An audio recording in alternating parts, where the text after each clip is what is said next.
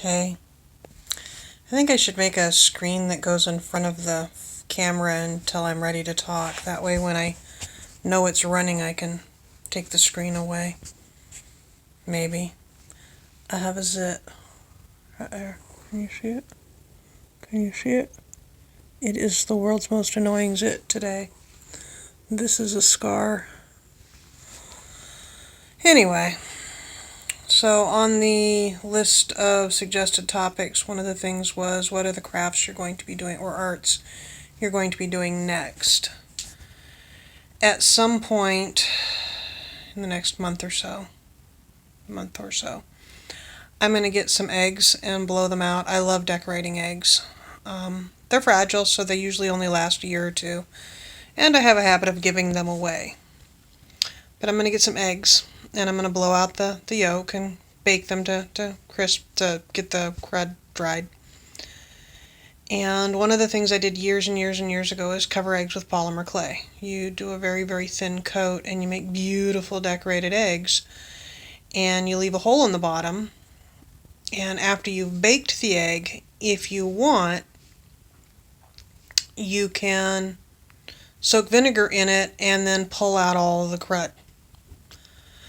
You can also, if you're good with an X-Acto knife, cover it with clay and then cut out a lace egg. Bake it, soak it in vinegar, pull out all of the crud, and have a beautiful lace polymer clay egg.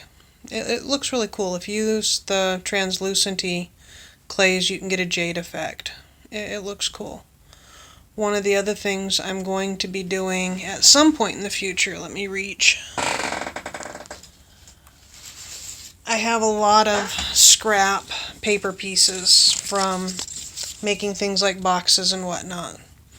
And I used to do paper quilling, and that's when you roll the paper up. I'm holding the phone, so I can't do this two-handed, but it's when you roll the paper up and you make artwork with rolled paper pieces. And at some point in the future, I will get back to paper quilling, because that's just something to use up a little bit of extra scrap here and there. And the third thing I'm going to be doing, again, these are things I've done in the past, they're not new, but the third thing I'm going to be doing again is I used to build furniture out of cardboard. And it works a lot better than it sounds, but we're going to be moving, and after you move you have a lot of cardboard, and I've been really frustrated the last few years with the sheer amount of stuff that's gotten thrown away and not processed, not reused the way I want to. One of the things that gets me is people talk about, oh, I recycled that, oh, I reused that. If it's a single-use item and you reused it one more time, like plastic garbage bags that come into the house that then go out of the house as plastic grocery bags that come into the house that then go out of the house as a garbage bag. That was a single use. You just extended it just a little bit. You didn't actually reuse it. To reuse it, one of the things you can do is you can cut garbage bags, plastic garbage bags, and make yarn out of them and then crochet rugs. That rug will last 20 to 30 years. That's reusing the bag. Yeah, I don't have my teeth in.